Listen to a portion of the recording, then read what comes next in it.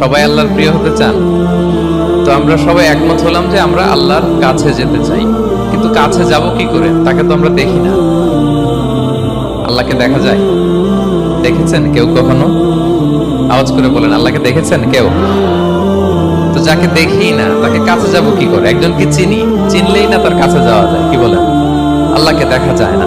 আল্লাহ বলেন, লা তুদরিকুহুল আবসার ওয়া হুয়া ইউদরিকুল আবসার ওয়া হুয়াল লতীফুল খাবীর। পৃথিবীর কোনো চোখ আমাকে দেখে না, কিন্তু আমি সব চোখগুলোকে দেখি। তিনি দৃষ্টির আয়ত্তে নন, দৃষ্টি তার আয়ত্তে। তিনি দৃষ্টির আয়ত্তে নন, বরং দৃষ্টিগুলো তার আয়ত্তে। তাকে দেখা যায় না, কিন্তু আল্লাহ তাআলাকে দেখা না গেলেও তাকে অনুভব করা যায় কি যায় না?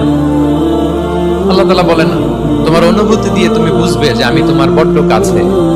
যে আয়াত দিয়ে আমি শুরু করেছি, আল্লাহ তাআলা বলছেন, ওয়া ইযা সাআলাকা ইবাদি আন্নী ফাইন্নী করিব